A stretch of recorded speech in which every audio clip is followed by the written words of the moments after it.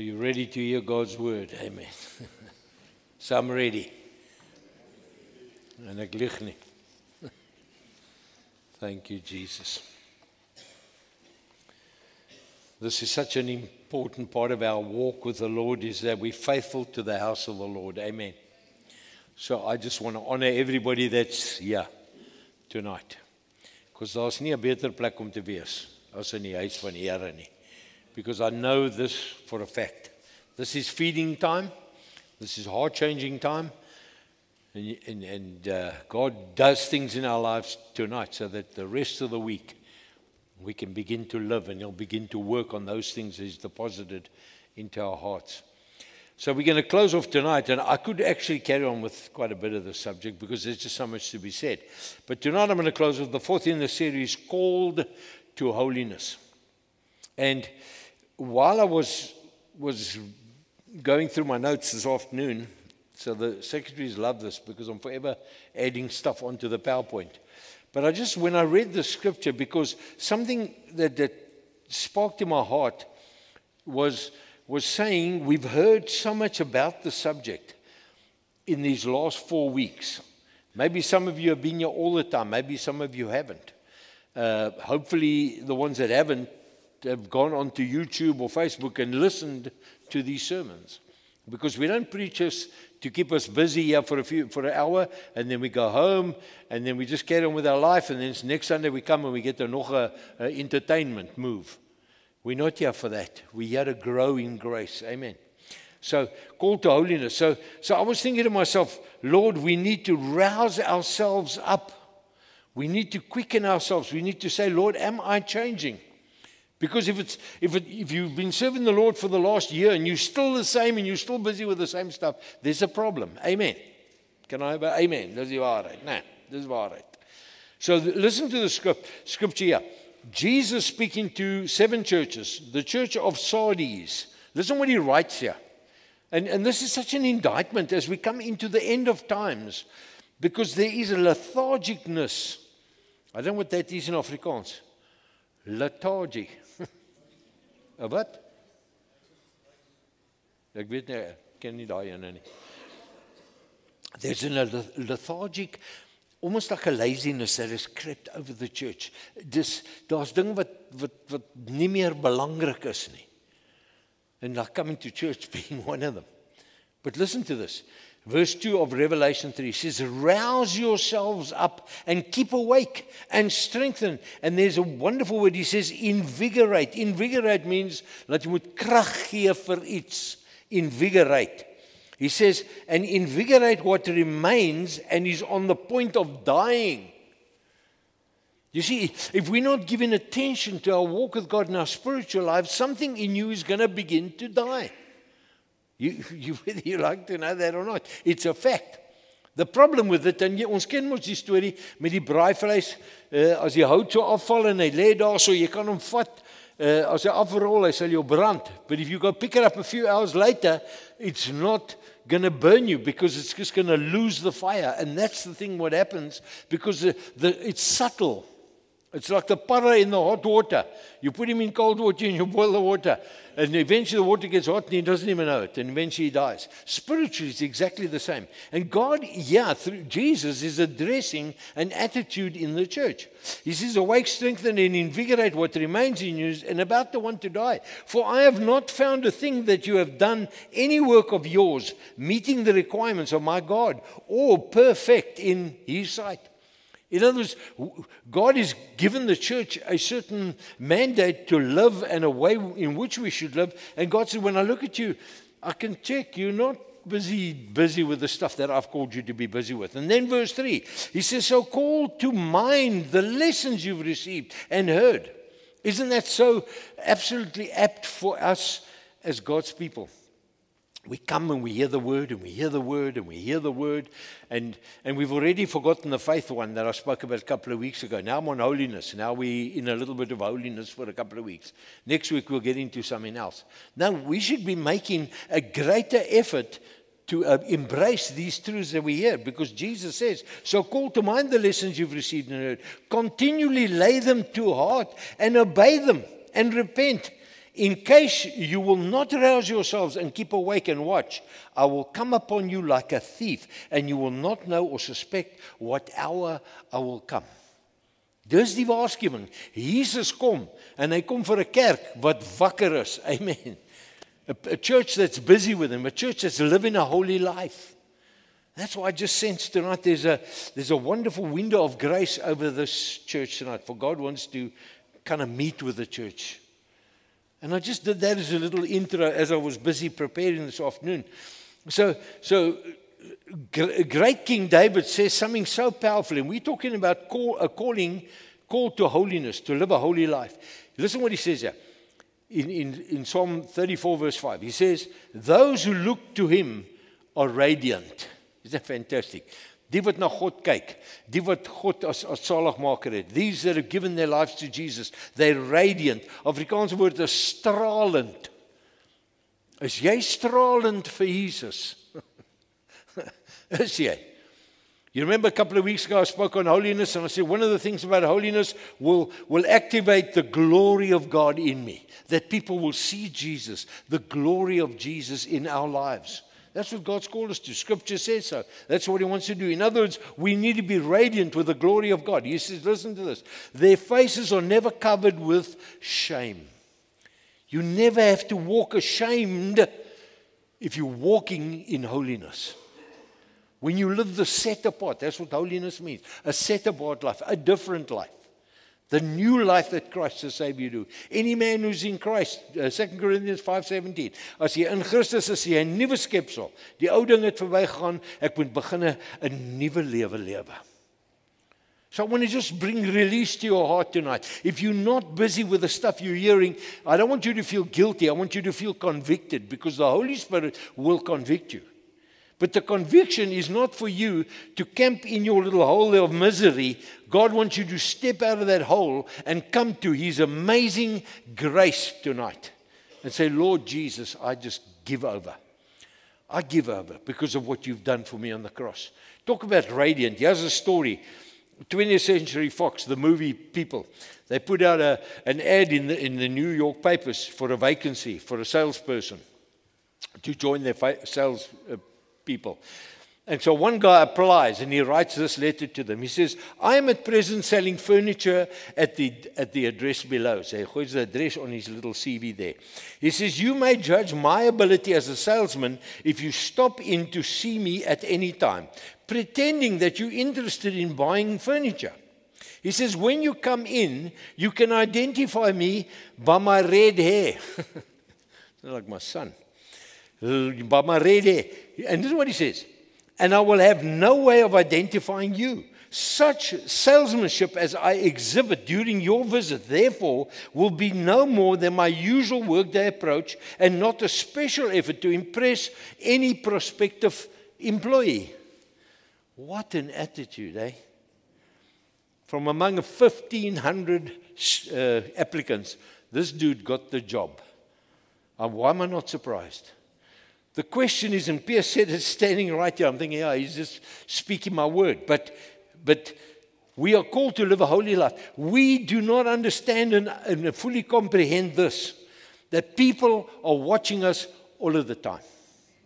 And I've even greater news, God is watching us all of the time. You know, I read an article over there, and one of the things said, if you've been caught, if you caught up in pornography, and I mean, this is how straightforward this little article was. He says, no, come to church and sit in the church while the pastor's preaching and go through your pornography. Yes, you would never do that, nah. But you know what? God's already seeing you. Hello? God's already aware of it. God wants us to live a holy life. God wants us to live a pure life. God is watching us. And so when he saved us, he was consciously, when he brought us in through the wonderful work on the cross, to listen to this, Ephesians 1 verse 4, two scriptures, in Ephesians and Timothy, Paul writes us to bring them to mind.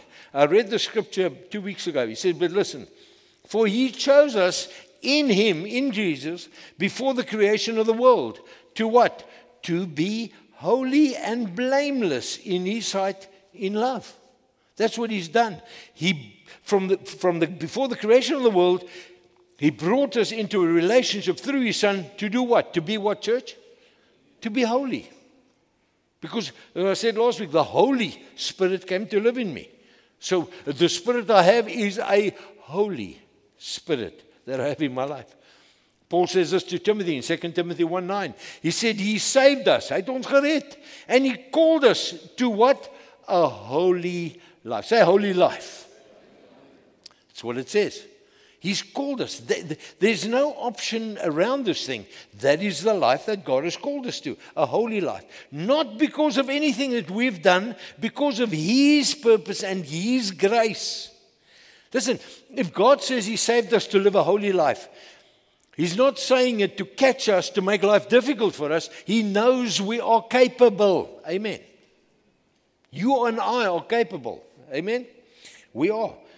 He says, because of His own purpose and His own grace. This grace was given us in Christ Jesus before the beginning of time. God had already planned that Jesus would die and that you and I would come to a place in our lives and we'll say yes to Jesus. And then from that moment on, God will start working with you when you work with God, and He will create in you a holy life. And a holy life is not some goody-good way of acting, as I've said. It's a set-apart life. It's living different. Amen. It's living different. After 3 sermons on call on holiness, I believe God continues to speak to us in this area. It's very clear from Scripture that holiness is not optional. Dis nie opsioneel nie. Jy weet, jy gaan koop 'n kar, jy kan 'n GL koop of 'n GLX koop. Maar wanneer jy by Jesus kom, daar's nie 'n GL en 'n GLX nie. Jy weet, it's not for an elite few, holiness. Holiness for everybody. It's not for some oak that's radical and he wants to pray more than you and read his Bible more. No. The reason he prays more and he reads his Bible more makes it more potentially that he will live holier than you. Amen. You get that. So it's possible to live pure before the Lord because God has called us to that. Luke 12:32, Jesus says, and I just love this because He identifies a holy people here. And He calls them a little flock. Listen to this. Do not be seized with alarm or struck with fear. That's God's promise in Luke, Jesus speaking. Don't get seized with alarm or be struck with fear. Little flock. That's who we are. He's the shepherd and we the little flock. It's not a big flock, it's a little flock. Broad is the way that ends up in hell. Narrow is the way few find it. He calls them a little flock. For it is your Father's good pleasure to give you the kingdom. Dis God se wil dat ons sy koninkryk sal beerwe eendag. Each generation has a little flock that receives the kingdom and they are set apart to make a difference in their generation. Amen. In our generation where we're living right now, what about you? This scripture sums up the lifestyle that God has called us to. How are we adding, vra jouself die vraag, how are you adding value to this generation to let the kingdom come? Because everybody who is purifying themselves, even as he is pure, is a part of this little flock.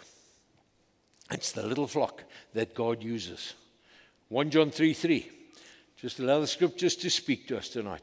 And everyone who has this hope resting on him. What hope? That Jesus died for me, He rose, and He's ascended to the Father, and He sent the Holy Spirit, and and I had a rebirth. I was born again, and He came to live in my life so that I can live a life with Him. If you have that hope in you, He says, resting on you, what should you be doing? You cleanse and purify yourself. Who does the cleansing and purifying in that, church? Say we do, in case you don't get this, you know. Vang julle dit daar by kamera. We need to purify ourselves. In other words, God has come in and He's purified me, but I need to be transformed in my thinking, in my behavior, the way I speak. As jy gereeld nonsens praat, moet jy nou minder nonsens praat. Dis nou maar so. As jy gevloek het, moet jy nou minder vloek. As jy gedop het, dan moet jy ophou dop. This, no net so. Amen. He says, everyone who has this hope in resting cleanses and purifies himself, just as He's pure, God's pure, chaste, undefiled, and guiltless. That's the way God wants us to live. That is the call of God on our lives. And so I make this statement. I want you to hear this because this is very important. No Bible-believing Christian, listen to me, doubts the importance of holiness. If you doubt the importance of holiness in your life, there is something wrong with your understanding of the salvation and life that God has called you to. A complete believing Christian believes that holiness is important, and we need to know that. That's why when Paul wrote to the Corinthians church, 2 Corinthians 7 verse 1, he addresses this issue in the church. And listen what he says to them. Since we have these promises, dear friends, listen to the word, let us purify ourselves. What is that other than holiness? Be different. Reinig yourself. Los daai goed wat nie van die Here af is in jou lewe. Begin to deal with that issues in your life. Make the sacrifices is what he's saying. Let us purify ourselves from everything. Say everything. We need to purify ourselves from everything. And listen what contaminates the body and the spirit. Contaminates the body and the spirit. Listen, what does contaminate means? It means to pollute or infect. Afrikaans, mooi woord. Besoedel en besmet. I like daai woord. Ek vertel jou sommer duidelik. Besoedel. You know, and in the nicest way, if we are a river here and we can drink from the river, and then some javel up the road over there pump sewage water into the drinking water. Well, I don't think many of us are going to drink from that water again. Why? Because the water is contaminated.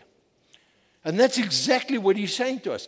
Get stuff out of your life that's contaminating you from not living and walking a pure life in your body and your spirit. Perfecting, what does that say? Holiness out of reverence for God. Eerbiedig voor God. Ek wil nie meer die goed lewe nie. Here, help my om reg te lewe. Is that right? How many times have you prayed that prayer? And it's a good prayer. And if you've got to pray it 1,000 more times in your lifetime or 100,000 more times, keep praying it. Keep pursuing God. Keep pressing into God. If you've messed up, as I said tonight, I just sense that. If you feel, yes, I can't get this stuff right. You know what? Get closer to God. Because the greatest time to pray is when you do not want to pray. Did you hear that? En dis die probleem met mense. Ons neek so sleg op. Can I say that? We mess up. Partykeer weet ek nie, ek gebruik Afrikaans en bel iemand my na die YouTube en jy patie, jy mag dit nie sê nie. So let's stick to mess up. We mess up so many times that we feel drifted from God. We feel God's not listening to me. Listen, that is probably the greatest time that God is listening to you. Because He doesn't want you to be defeated. He doesn't want you to go lost. He doesn't want you to drift. And if you are, He's calling you back. Hoor die roepstem vanaand. He wants you back. He doesn't want you to live a defeated life. Amen. Praise God. I'm so excited now. I lost my place. 1 Thessalonians 5. Listen what he says to the church of Paul. He says, may God Himself, God self, the God of peace. Is dit nie wonderlik nie? Daar's geen wonderliker dinge as om vrede te hê. Hoekom? Want Hy is die God van die vrede. Want ons God, die Here Jesus, God the Father, God the Son, Jesus, was beaten for our peace. They hurt Him. They made Him to experience a terrible place so that we can have peace. He's the God of peace. So Paul is just laying a beautiful foundation. He says, may the God Himself, the God of peace, do something. Do what? Sanctify you through and through. That word sanctified is holy. That's what it is. Sanctify, set apart, be holy, make holy, live differently. That's what that means. He says, may God Himself sanctify you through and through. And may your whole, your volkome spirit, soul and body, your hele mens,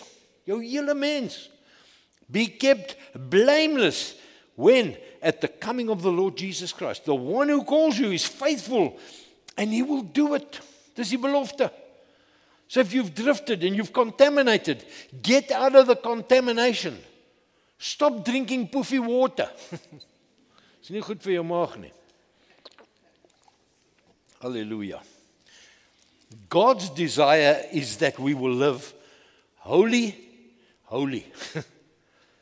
Holy, volkome, heilig. W, holy. Holy. Because the Bible commands us to live holy. It's not a suggestion. I've got to say that again. It's not, I can choose it if I don't want it. Right in the beginning, when God was giving out the law in Leviticus, and he was speaking to the nation, listen to this. He says this in Leviticus 19:2. He says, say to all the assembly of Israelites, there wasn't one that was left out.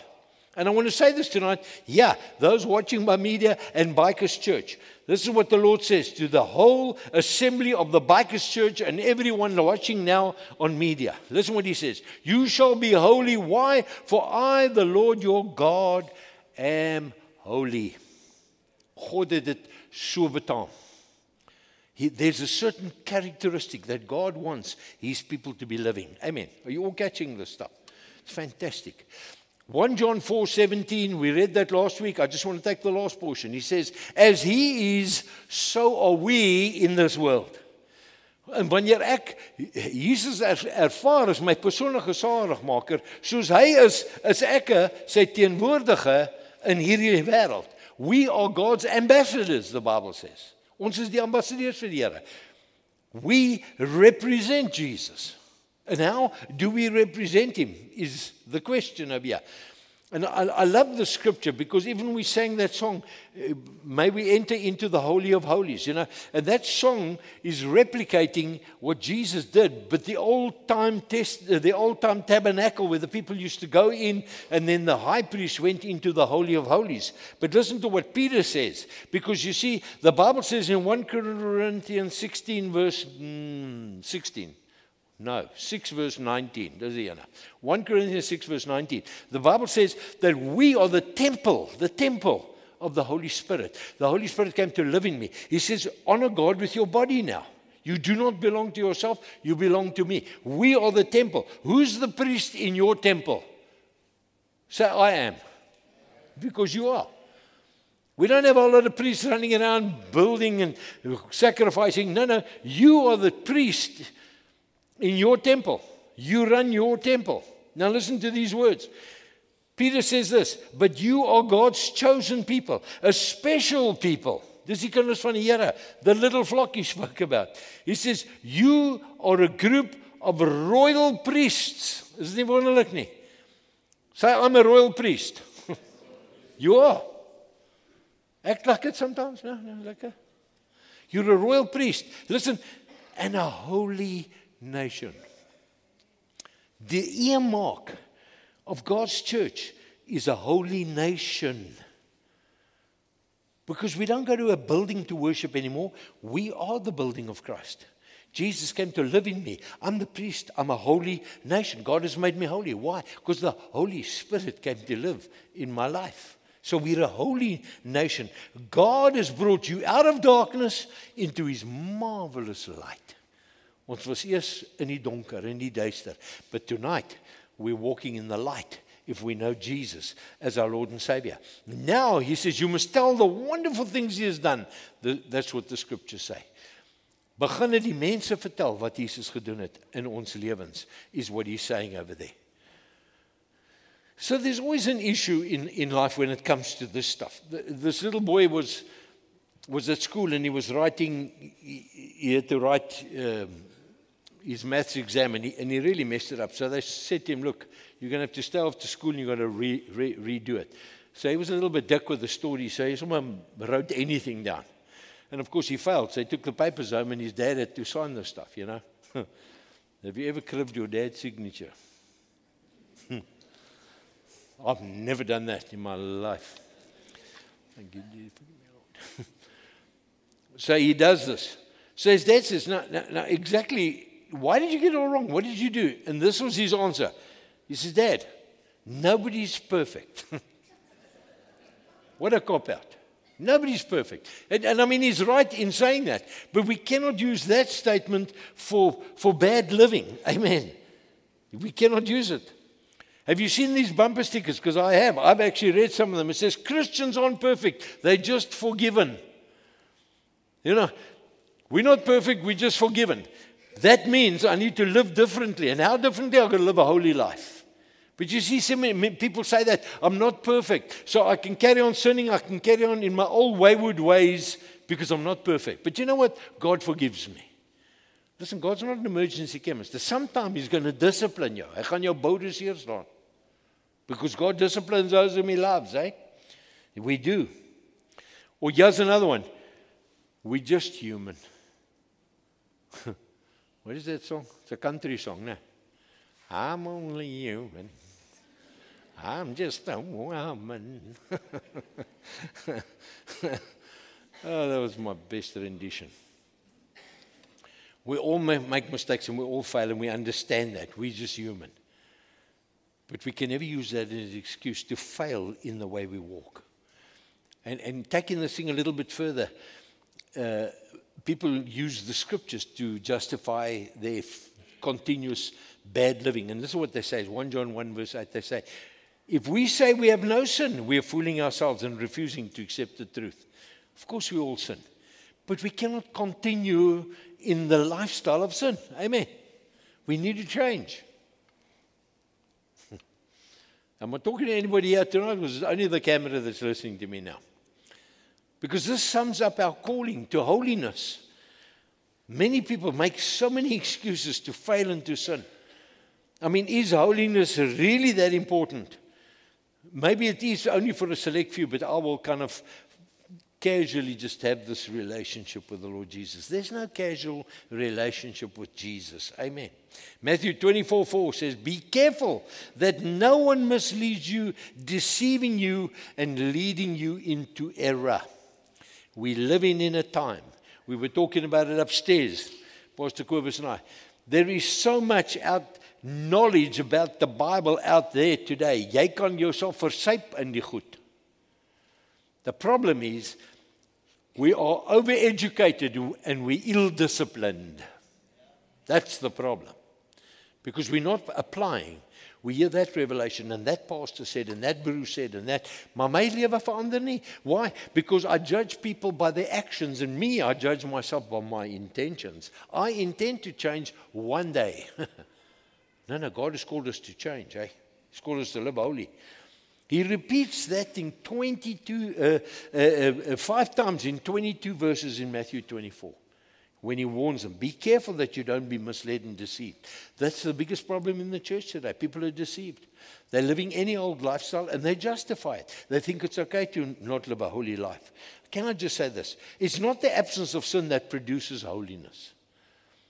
It's not the absence of sin. So now I have no sin in my life, now I'm holy. No, listen. I've seen in my life non-Christians live clean, upright lives that you cannot fault. So it's not the absence of sin, because they've still sinned. The Bible says all have sinned and fall short of the glory of God. The only way to get forgiveness for your sin is to come to Jesus and ask Him to wash you in His blood. But holiness, listen, comes from the presence of God in our lives. Christ in us is our holiness. Dis wat die verskil maak tussen die wêreld. Want ons baie goeie mense en almal is, I've always said it, good people will also go to hell. Huh? Saved people go to heaven. People that have been washed in the blood of Jesus. That's why it's important. The truth is this, as close as your relationship is with the Lord Jesus Christ, the same degree you'll begin to reflect His holiness in your life. Hoe meer jy tyd spandeer met die Here, dis hoekom die duiwel is agter ons. And what he wants to do is he wants to distract you, as I read last week, the highway of holiness.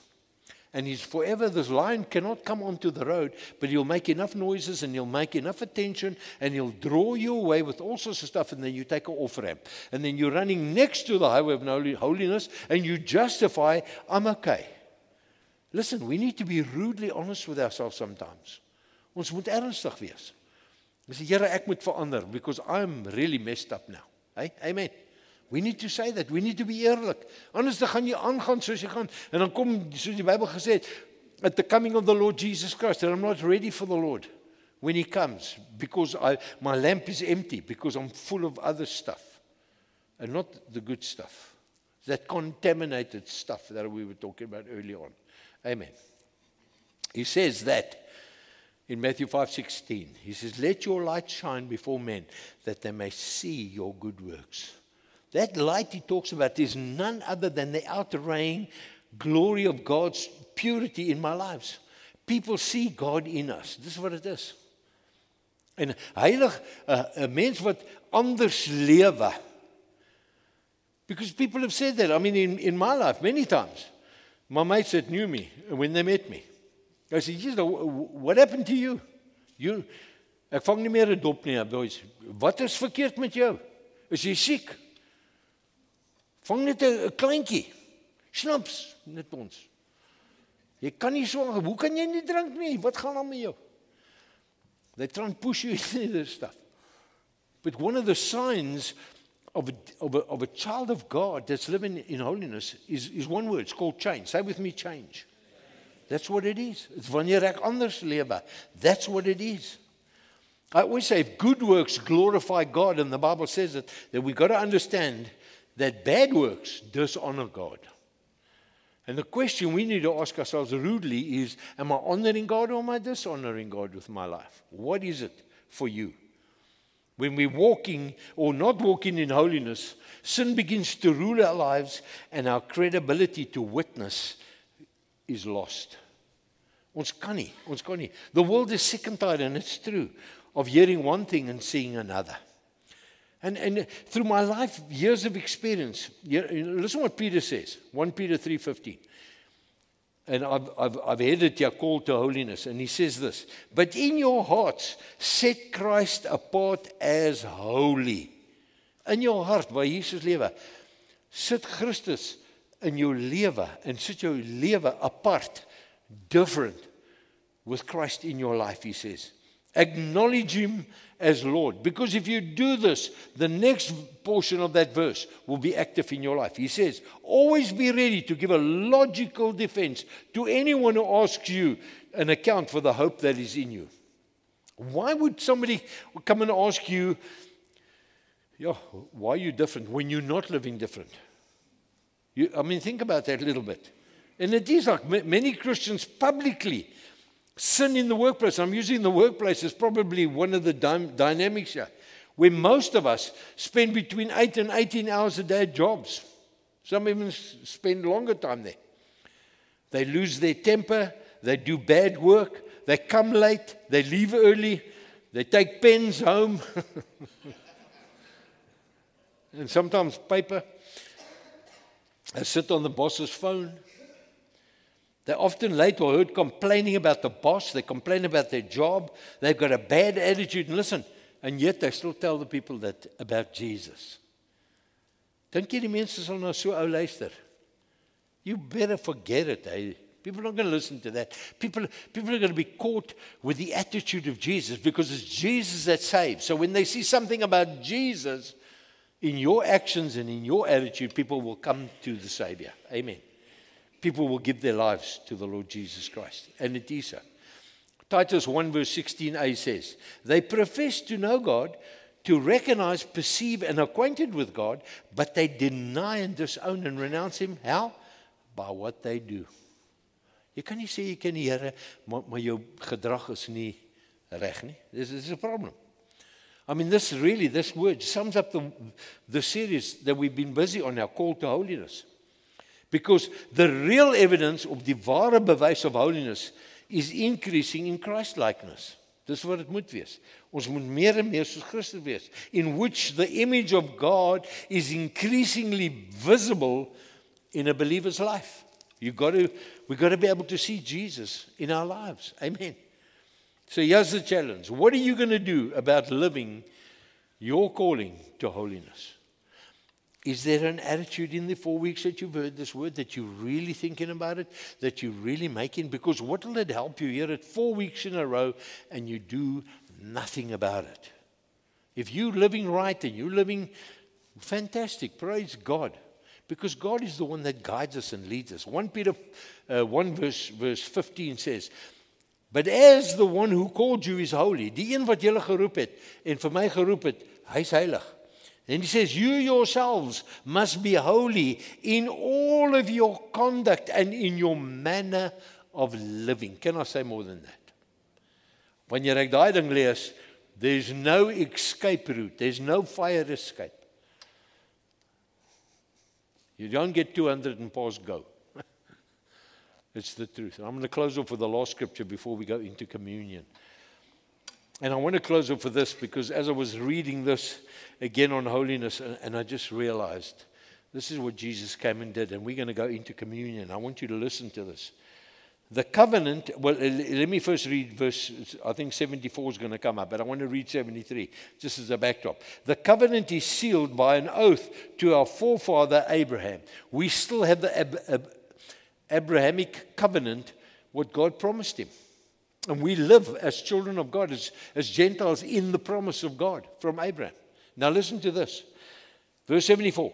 To grant us, this is what he's promised, to grant us, granting us, hy gaan dit vir ons gee, that we, being delivered from the hand of our foes. Who were we delivered from? What did Jesus do? He came to deliver us from the hand of Satan, our foe. Greater is he that is in us than he that's in the world. We've overcome him by the blood of the Lamb and the word of our testimony. Ons is meer as oorwinnaars teen ons vyand, the enemy. God has given us a victory. That's what Jesus came to do. He delivered us from the hand of our foes, that we might serve him. How? What does that say there, church? Say it loud. Fearlessly. Hoe moet ons God aanbid? Vreesloos. Fearlessly. Not arrogantly. Fearlessly. And let me say it, because if you're not walking in a holy life and you've got another goeders, you cannot live fearlessly. It's impossible. But when you're close to God and you draw close to him, you spend time with him, let me tell you, you will live fearlessly. But fearlessly to do what is Jesus saying? Listen to this. Fearlessly in holiness. Did you pick it up? We must live fearlessly in holiness. And that holiness is divine concentration. Goddelike toewyding. We must live fearlessly in holiness and in righteousness, according with the everlasting principles of right. In other words, fearlessly holy and fearlessly in right standing with God. That's what he says. Within his presence. Want soos ons beginne het ek gesê, ons in die Here se teenwoordigheid altyd. None of us are not in the all-seeing eyes of our Father. And just a wonderlike, let me say, it's probably the most exciting promise you can read in the Bible, that we are in God's sight. You know why? Because when he's watching me, he's protecting me, he knows my needs, he's providing, he's looking after me, he's healing me, he's strengthening me, he's encouraging, because he's watching me. But when I'm drifting, he's also watching me. And that we need to understand, because we tend to forget that one a little bit. He says, with everlasting principles of right, within his presence, and here's the key, all the days of our lives. 1975, 5th of January, I met Jesus. Did I always walk in a holy life? Huh, not in your best wishes. But you know what? It's a daily getting up. And I start new every day. And I ask God to forgive me of what I did. But my desire is to walk in holiness with the Lord Jesus. That must be our desire. So tonight we're gonna sit on at the table of the Lord tonight. And I want to read a scripture for you. I want to just ask if the guys are ready to come and park here, that are going to help the people, if you wouldn't mind. Then I want to read a scripture. So 2 Saturdays ago, my favorite spot, I pray in that drum box. Have you felt the anointing? Where's my drummer? Have you felt there's like a heavy anointing in there? No, I pray in there. So I'm praying in there, and while I'm busy speaking to the Lord, I just sense like I'm almost in the sandals of Jesus when he was going through the most horrendous experience of his life. He knew what was going to happen to him. I mean, some of us, when we're going to go to the dentist, I mean, we break out in a sweat, we have a tummy run, we have all that stuff, just for the dentist. Jesus was about to go to the cross. He knew what was going to happen. He sweated great drops of blood, and he said, Lord, please, if you can, take this away from me. Because the agony and the suffering, we cannot understand it. Yes, and I was in tears when I realized what Jesus did for me. And He did it purposefully. And He did it because He loved us, because God loved us, to give us an opportunity so that we can live a life, so we can live with Him forever. And that's how He designed us and created us. Now listen to this. In Isaiah 53, verse 4 to 12, He says, He suffered and He endured great pain for us, but we thought His suffering was a punishment from God. That's why they still don't accept Jesus. They thought that hanging on the cross was God's retribution against this oak that came here and said He was the Son of God. They thought He was blaspheming. That's why they don't accept Jesus. They were waiting for some king to ride on a lekker perd and make moves there and just sort the Romans out. But it wasn't like that, because you see, when you understand life, Jesus had to become sin, so because we all ate from the seed of Adam, we're all from the seed of Ammon, and death entered into humanity, and the wages of sin is death. Jesus had to come pay a price to deliver us, you and I. Verse 5, He was wounded, He was crushed because of our sins. By taking our punishment, listen, He made us completely well. Praise God. All of us were like sheep. We had wandered off. We had each gone our own way, but the Lord gave Him the punishment we deserved. We ran and we were naughty, but Jesus went and stood in the gap for you and I to give us hope. He was painfully abused. He did not complain. He was silent like a lamb led to a butcher, they say. It's actually to the slaughter. As quiet as a sheep having its wool cut off. I've never heard a sheep talk back. This is an interesting translation. He says He was condemned to death, Jesus, without a fair trial. Who could have imagined what would have happened to Him? His life was taken away because of sinful things my people had done. How He stood in our gap. He wasn't dishonest, He wasn't violent, but He was buried in a tomb amongst cruel rich people. The Lord decided His servant would suffer as a sacrifice to take away the sins and the guilt of others. Now the servant will live to see his own descendants. He did everything that the Lord had planned. Aren't you happy Jesus died?